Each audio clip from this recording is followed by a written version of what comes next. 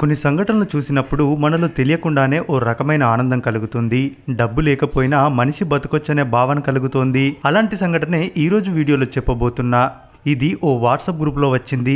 దాన్ని చదవగానే ఎందుకో మీతో పంచుకోవాలనిపించింది. అందుకే ఆ పోస్ట్ని యథావిధిగా చెబుతున్నా. నేను చెన్నైలో పనిచేస్తుండేవాడిని. నా పూర్వీకుల ఇల్లు భోపాల్లో ఉంటుంది.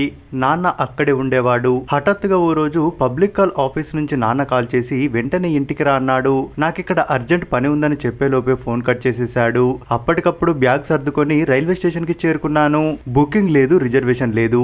వేసవి సెలవులు కదా, ఏ రైలు చూసినా ఫుల్ రద్దీగా ఉంది. భోగిలోకి ఎక్కే ఛాన్స్ కూడా కనిపించడం లేదు. కానీ తప్పదు, ఎలాగైనా ఇంటికి వెళ్ళాలి. పెద్దగా ఆలోచించకుండానే ఓ జనరల్ స్లీపర్ భోగిలోకి ఎలాగోలా ఎక్కాను. టికెట్ కలెక్టర్ వచ్చినప్పుడు చూద్దాం, అవసరమైతే ఫైన్ కడదాం. సరే ఏదైతే అది జరగని అంటూ ఆ రద్దీలో నన్ను నిన్ను తోసుకుంటూ లోపలికి దూరాను. ఓ బెర్త్ మీద ఓ బక్కపల్చటి పెద్ద ఆయన నడుం వాల్చి పడుకుని ఉన్నాడు. అయ్యా, మిమ్మల్ని ఇబ్బంది పెట్టను, కాస్త ఈ మూలకు సర్దుకుంటా ప్లీజ్ అన్నాను. ఆయన నన్నోసారి చిరునవ్వుతో ఎదాగిదిగా చూసి పర్లేదు అన్నాడు. తన కాళ్లను ముడుచుకొని పొరపాటున కాళ్ళు తగిలితే నన్ను తప్పు పట్టకు తమ్ముడు అంటూ మళ్ళీ కళ్ళు మూసుకున్నాడు.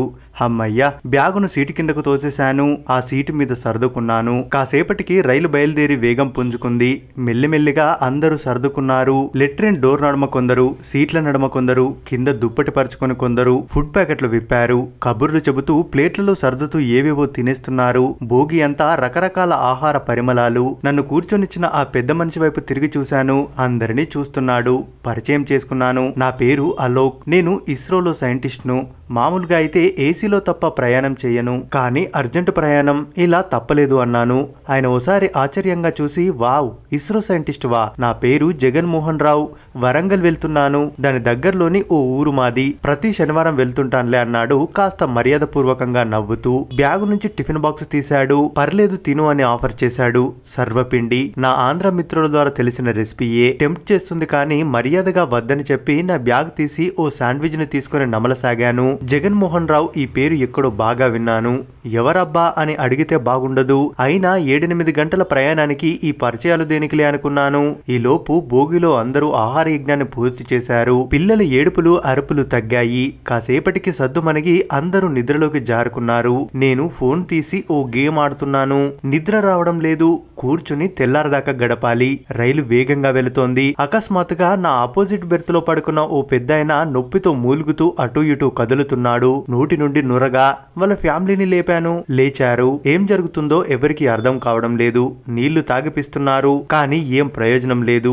నొప్పితో మెలికలు తిరుగుతున్నాడు పాపం. ఎవరైనా భోగిలో డాక్టర్ ఉన్నారా అని అరిచాను. పోనీ చైన్ లాగుదామా అనుకున్నాను. ఆ ఫ్యామిలీ వాళ్ళు ఏడుస్తున్నారు. ఓ సాధారణ స్లీపర్ కోచ్ లో ప్రయాణించే డాక్టర్లు ఎవరుంటారు చెప్పండి. నిస్సహాయంగా ఉంది అక్కడి పరిస్థితి.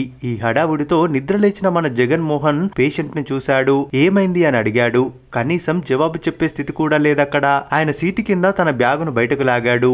ఓపెన్ చేశాడు. స్టెథోస్కోప్ తీశాడు. భోగి అంతా నిశ్శబ్దం. అమ్మయ్య, ఓ డాక్టర్ ఉన్నాడు. ఇతన్ని చూస్తున్నాడు. పర్లేదులే అనుకుని ఊపిరి పీల్చుకున్నారంతా. తను స్టెథోస్కోప్ తో రోగి గుండె మీద పెట్టి పల్స్ విన్నాడు. విషయం అర్థమైంది. నొసలు ముడిపడింది. ఓ క్షణం ఆలోచించాడు. బ్యాగులో నుంచి ఓ సూది తీశాడు. సిరంజిలోకి ఎక్కించాడు. నేరుగా రోగి ఛాతిలోకి గుచ్చాడు. ఆ తర్వాత ఛాతిని ఒత్తసాగాడు. రోగి మూతి నురుగను తుడిచి ఓ దస్తి కప్పి కృత్రిమ శ్వాస అందించసాగాడు. పీసీఆర్ అంటారు ఈ ప్రక్రియను, నాకు తెలుసు. కాసేపటికి రోగి నొప్పి తగ్గింది.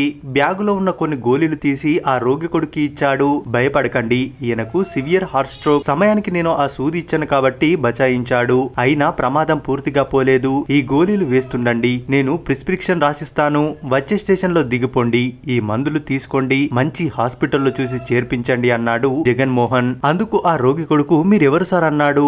భయం, గౌరవం, భక్తి, కృతజ్ఞత అన్ని ఉన్నాయి ఆ ప్రశ్నలో. తమ్ముడు, నేను డాక్టర్ని అంటూ ప్రిస్క్రిప్షన్ రాసిచ్చాడు. అనుకోకుండా ఆ లెటర్ హెడ్ మీద అక్షరాలు చదివి నా కళ్ళు ఆశ్చర్యంతో పెద్దవయ్యాయి. జగన్మోహన్ చెన్నై అపోలోలో ఫేమస్ కార్డియాలజిస్ట్ ఆయన.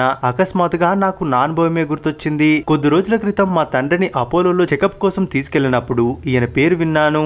Most senior doctor.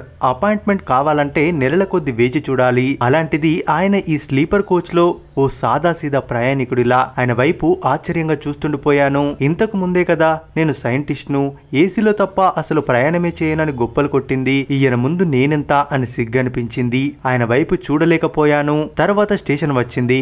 రోగి ఆయన కుటుంబం దిగిపోయింది. టీటీ సాయం వల్ల సమయానికి మెడికల్ టీం వచ్చింది అక్కడికి. వాళ్ళు వెళ్లిపోయారు.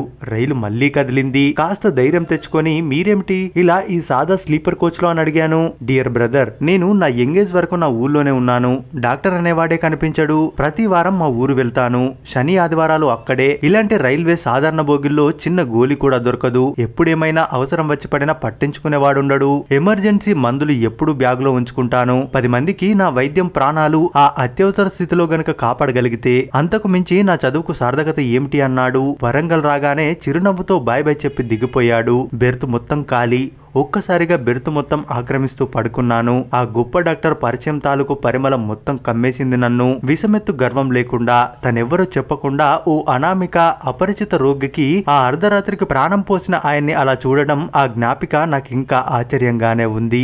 ఇది ఆ పోస్ట్ సారాంశం. చేతిలో డబ్బు పెడితే తప్ప వైద్యం చేయని ఈ రోజుల్లో ఇలాంటి డాక్టర్లు ఉన్నారంటే నిజంగా ఆనందించాల్సిన విషయం. మరి ఈ స్టోరీపై మీరేమనుకుంటున్నారో మీ అభిప్రాయాన్ని కామెంట్స్ రూపంలో తెలియజేయండి. మరిన్ని ఇలాంటి మంచి మంచి వీడియోస్ కోసం మన ఛానల్ ని తప్పక సబ్స్క్రైబ్ చేసుకోండి.